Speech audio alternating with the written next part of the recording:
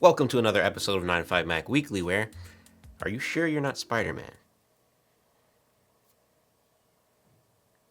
I am your host, Miles Somerville, and today we got some more 2021 MacBook Pro, iMac, and AirPods leaks. So let's dive in and see what's going on this week. Let's start with the AirPods. There was a recent leaked picture posted by 52 Audio of an alleged pair of AirPods 3, and it kind of looks like these are going to have the same silicone ear tip design featured on the AirPods Pro.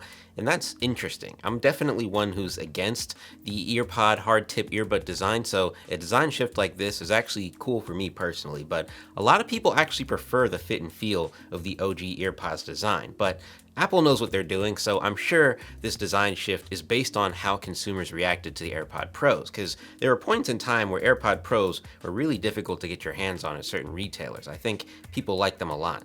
I certainly do. These headphones can't have noise canceling and transparency mode because those are features that they have to reserve for the Pro model, so I wonder what will justify the slightly higher price point, because it's rumored that these AirPods 3 are going to come in at $199, which is interesting. I don't doubt these will fly off shelves no matter what the price point is, but I'm curious to see if these will actually sound significantly better than AirPods 2. My guess is probably not. But I think if Apple can introduce better battery life with AirPods 3, having MagSafe and wireless charging as a standard and not something you have to pay extra for, and then having slightly improved sound quality, I think that's a win overall, and I think a solid pair of $199 headphones. Next, we've got some more M1X MacBook Pro news. A few episodes back, we talked about all the crazy reversals Apple's going to implement in the next generation of MacBook Pros. We're expecting a redesign, the return of MagSafe charging, the omission of the Touch Bar, and then the return of some legacy I/O. Well, recently, Ming-Chi Kuo hit us with a few more tidbits regarding the next MacBook Pros. He's followed up to let us know that he expects these next-gen MacBooks to feature an HDMI port and an SD card slot. An SD card slot makes sense because there's no other way to achieve a direct connection to an SD card other than having an SD card slot, but that HDMI part of it is just weird to me. It really is, because there are hundreds of different USB-C to HDMI cables out there that you can buy. And yes, there are likely many people out there who have standard HDMI cables laying around at the house, but there are also plenty of people who don't and will have to buy a cable of some sorts anyway. It surely is convenient for some, but is it really necessary when Thunderbolt 3 can pretty much do anything HDMI can? I'm really curious to see what Apple's reasoning for that is, but this is also just a rumor, so this could not be a thing at all. I think it would be crazy, though, if Apple did a complete 180 and essentially reverted to a modern form of what we had on the pre-USB-C MacBooks with a bunch of diverse I/O. 2021 Apple. Let's stop insisting and just undo all the mistakes we've made in 2016. Yeah, I think it's really funny that Apple wants to kind of basically backtrack on all their decisions now that they insisted on from the beginning. I think 2018 or 2019 would have been a great year to introduce the return of legacy I/O and MagSafe and all that good stuff, but doing it now when we're already getting so much more comfortable with this all USB-C layout on laptops and other devices, we're seeing it being done on a crap ton on the Windows side because of what the MacBook Pros did. So I don't know, I feel like it could be, it's really unnecessary at this point, at least for like certain I/O specifically, like HDMI. Do we really need an HDMI port? Like, what for? Will it be able to support external GPU? Yeah, no, I don't think so. If it's not going to support it now, there's no reason why it would support it in the future. I think Apple's definitely going to come out with their own custom GPU that outperforms pretty much anything that they've done as far as graphics cards in the past with AMD and NVIDIA.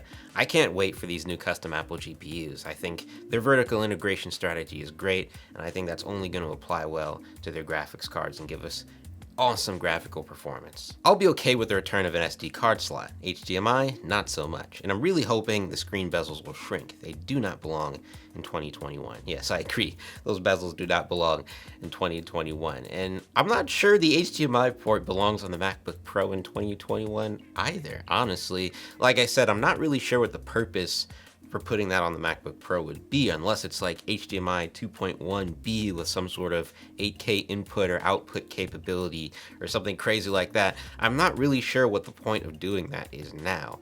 And even the SD card slot, there's a much bigger justification for that because there are so many higher end and mid-range cameras that still use SD card slots. There are cinema cameras that use SD card slots, even though you could say the true pro cameras are using, CF Express and CFast cards and SSDs and stuff like that now, there's still a much bigger justification for having an SD card slot on the MacBook Pro than there is for an HDMI port. But we'll just have to see. I think the SD card slot is much more likely to make an appearance than the HDMI port. But like I said, we'll have to see sometime this summer. If this is true, no MacBook for me. What a hello. I want a clean USB-C only machine. SD card, HDMI? This is really funny because I really want to know what this guy was thinking back in 2016 when they originally introduced these MacBook Pros with the touch bar and all USB-C. Because there are so many people, obviously a lot of people, who were 1000% against this all USB-C design that Apple implemented with their MacBook Pros. And now that they're trying to fix what a lot of people were complaining about and saying was an issue, you have people that don't want that at all, who just want all USB-C, Thunderbolt 3. It's honestly kind of funny. It's like people are never satisfied. So they're putting SD card slot back when most of high-end pro cameras are switching to CF Express cards. See, yes, that's a good point. A lot of high-end pro cameras are switching to CF Express cards and CFast cards. The camera I'm recording this video right now on uses SD cards in addition to mainly the CF Express cards. So that is a good point, but I think it would be extremely weird for Apple to put a CF Express card on a MacBook Pro, simply because it's pretty much only cameras that are using a CF Express card. In high-end cameras, you have GoPros, you have people with smartphones that have SD card slots in them, at least micro SD card slots. So there are many more applications for standard SD card slots currently than there are for CF Express cards. That's pretty much only being used in cameras, as where SD card slots are used in dash cams and radios and stuff like that. SD cards are a lot more common. But you know what? This is typical tech enthusiast fandom, where a company introduces a change to a product, the audience gives the company backlash for the change they make to that product, and once they fix the change that they made to that product, the audience once again gives them backlash for changing something that they've now gotten used to. Lastly, we've got some iMac news. We've talked about how we should be expecting new Apple Silicon powered iMacs coming this year, and these Macs are supposed to come with a Pro Display XDR-like redesign, iPad Pro style bezels, and a whole lot of computing power. We're talking 16 or potentially 20 core CPUs with new custom Apple GPUs. But a new video from John Prosser is saying that these iMacs are going to come in the same color options as the iPad Air. So sky blue, green, pink, all those. And these concepts are based on what he's been told these new iMacs are going to be like. And honestly, I don't know about this one. The only reason I think this could be real is because Apple has technically done this in the past with the iMac, specifically the G3 from long ago. Those computers had different color options. But firstly, this just looks weird. Like, this is just incredibly loud for a desktop computer. Like, that pink color is just nuts. And then I wonder why Apple would want to do this for the iMac line before giving custom color treatment to the MacBook Pros, which is arguably the much more popular machine, generally speaking. Prosser's track record has been a little spotty in the past, and so I would probably take this with a big grain of salt, because while I'm not opposed, I just don't see it as incredibly necessary. Like, nobody was really asking for blue and pink iMacs, at least I'm not. I think multicolor options for the iMac could be interesting, but I sincerely hope they aren't Easter egg themed.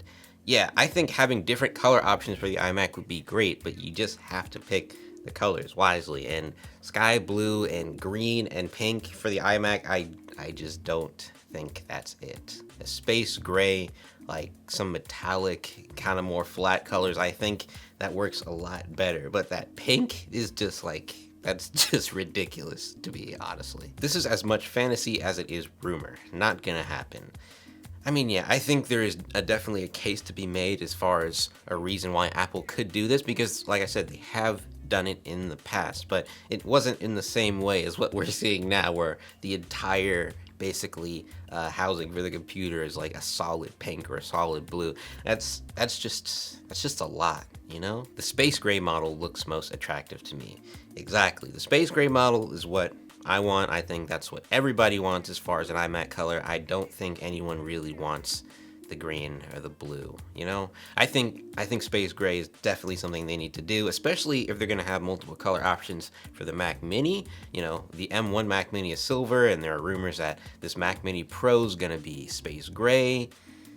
You know, I think a space gray iMac makes sense. I still want an articulating display like the G4 iMac. Now that would be freaking awesome, and I think that would be the perfect way for the iMac to now kind of challenge the Surface Studio. Not that anyone really cares about the Surface Studio more than the iMac, generally speaking. That's just a crazy expensive machine that Surface Studio is, but it has a really nice articulating display mechanism. If the iMac implemented something like that for the next generation, that would be freaking awesome, but I highly, highly, highly doubt that is going to happen. Regardless of the rumored color options though, I think this new iMac is probably going to be the king of Macs in 2021, if not the king of desktops in 2021 in general. Unless they drop like a Mac Mini Pro this year or an iMac Pro this year, I think this new iMac is going to be the one. We're getting added CPU power with the M1X or M2 chips, whatever it's going to be called. We're getting custom Apple GPUs. We're going to be getting improved displays, perhaps mini LED, perhaps HDR capable. These computers are going to be awesome, regardless of what colors they come in, and I cannot wait for them. There's also been a lot of back and forth lately amongst leakers regarding a potential March event where they're going to announce potentially new mini LED iPad Pro that we've talked about a bunch of times in the past. We're not too sure about when this is going to happen. From what we're hearing from Mark Gurman, it sounds like there's going to be a March event, but it's just not confirmed when that March event is going to take place. We've had a lot of people saying it was going to take place on the 16th, but a lot of sources have shot that down, specifically Mark Gurman from Bloomberg. So we're just going to have to see, and as soon as we get any kind of confirmation or hint as to when this event will be, we'll definitely make a video about it. So make sure to subscribe, give this video a thumbs up if you enjoyed, and that's pretty much it for this one. Thank you for watching, and I'll talk to you guys in the next one.